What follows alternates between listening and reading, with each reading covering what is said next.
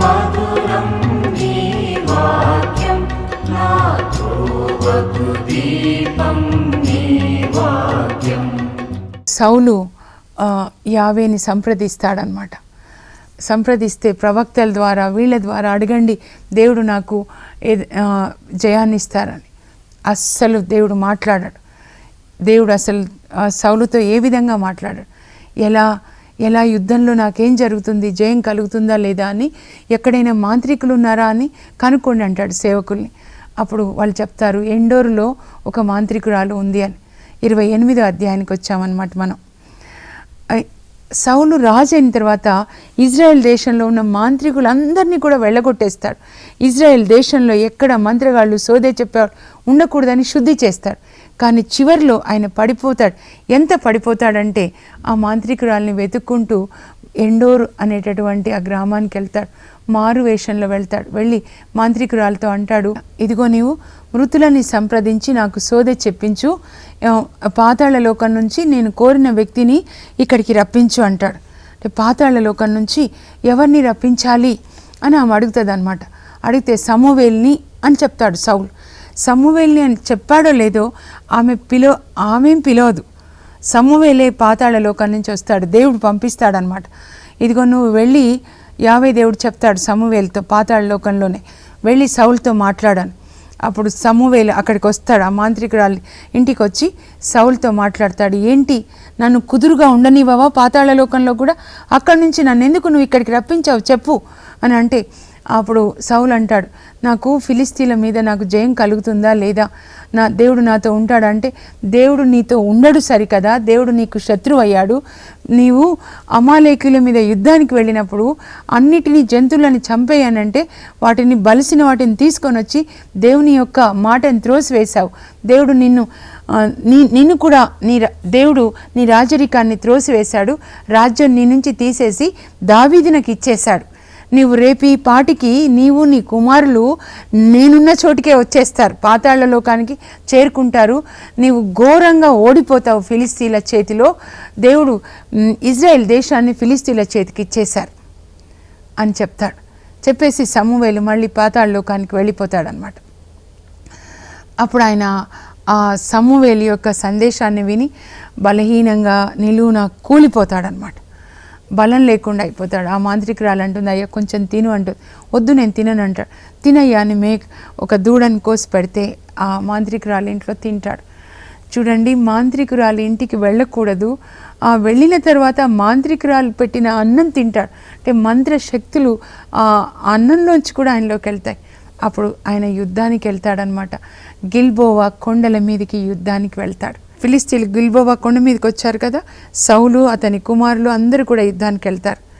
దావీదు ఎక్కడున్నాడు ఇప్పుడు? ఫిలిస్తీన్ల దేశంలో గాతులో ఉన్నాడు. నేను కూడా యుద్ధానికి వస్తానంటాడు ఫిలిస్తీన్ల పక్షాన. ఫిలిస్తీన్ల పక్షాన వస్తే ఇజ్రాయేల్ ప్రజల మీద సౌలు మీద యుద్ధం చేయాలి కనుక ఫిలిస్తీయ దొరలు వద్దంటారు. నిజానికి దేవుడే అలా ఆపేస్తాడనమాట. ఫిలిస్తీన్ల దొరల ద్వారా దావీదు ఆగిపోతాడు. ఇక్కడ ఈ ఫిలిస్తీన్లు అందరూ కూడా సౌలు చుట్టూ ముడతారనమాట. బాణాలు సౌలు చుట్టూ బాణాలు వేస్తారు పద్మవ్యూహంలాగా. అప్పుడు ఆ బాణాలు సౌలు యొక్క గుండెల్లో గుచ్చుకున్నప్పుడు సౌలు కూలిపోతాడు. మొత్తం ఆయన ఒంటి నిండా బాణాలు కూలిపోతాయి. సౌలు కూలిపోయినప్పుడు పక్కనున్న సెక్యూరిటీ గార్డ్ అంగరక్షకుని పిలుస్తాడు. ఇదిగో ఈ సున్నతి సంస్కారం లేని ఫిలిస్తీన్ల చేతిలో చచ్చే కంటే నన్ను నువ్వు చంపేసే దయచేసి అంటే అంగరక్షకుడు అంటాడు, మహారాజా నేను మిమ్మల్ని కాపాడనుకున్నాను, నా కత్తితో నేను మిమ్మల్ని చంపలేను మహారాజా అంటే. అప్పుడు సౌలు నువ్వు చంపకపోతే అప్పుడు సౌలు తన కత్తిని తానే నేలలోకి పాతి తన సొంత కత్తి మీద తను పడి చచ్చిపోతాడు. ఆ ఫిలిస్తీన్లు సౌలు కుమారులు ముగ్గురిని కూడా చంపేస్తారు. తన రాజు చనిపోవడం చూసి అంగరక్షకుడు కూడా తన కత్తిని నేలలో పాతి ఆయన కూడా తన కత్తి మీద పడి చచ్చిపోతాడు. ఘోరమైన చావు చేస్తారు. సౌలు రాజు అతని ముగ్గురు కుమారులు ఫిలిస్తీన్ల చేతిలో చచ్చిపోవడం చూసి సైనికులు పారిపోతారు. అక్కడ ఉన్న ప్రజలు కూడా, ఆ పట్టణాల్లో ఉన్న ఇజ్రాయెల్ దేశంలో ఉన్న ప్రజలు కూడా వాళ్ళు కూడా పారిపోయి కొండల్లో దాక్కోవడం మొదలు పెడతారు. మరుసటి రోజు ఫిలిస్తీన్లు వచ్చి చచ్చి పడి ఉన్నటువంటి సౌలుని ముగ్గురు కొడుకులను చూసి వాళ్ళ తలలు తెగ నరికేసి వాళ్ళ ఆయుధాలు తీసి వాళ్ళ దేవాలయంలో పెట్టుకొని వాళ్ళని నగ్నంగా వాళ్ళ గోడలకి, ఆ నగర గోడలకి వేలాడదీస్తారు. ఆ విధంగా సౌలు ముగ్గురు కుమారులు కూడా గిల్బోవా కొండల మీద మరణిస్తారు. చూడండి, దేవుని యొక్క చిత్తానికి వ్యతిరేకంగా పోరాడినందుకు చివరికి ఇలా అయింది. దుర్మార్గుల ఎండ్ ఎప్పుడు కూడా బాగుండదు. సొలొమోను జ్ఞాన గ్రంథం 6వ అధ్యాయంలో అక్కడ దేవుడు ఏం మాట్లాడుతున్నారంటే రాజుల గురించి మాట్లాడుతున్నారు. రాజులారా, మీరు వేలాది మంది ప్రజలను పరిపాలిస్తారు. ప్రభువే మీకు ఈ పెత్తనాన్ని ఇచ్చాడు. మహోన్నతు నుండి మీకు ఈ రాజ్యాధికారం లభించినది. అతడు మీ పరిపాలనా విధానములను, మీ ఉద్దేశములను పరిశీలించి చూచును. మీరు దేవుని తరఫున అతని రాజ్యంను పరిపాలించువారు.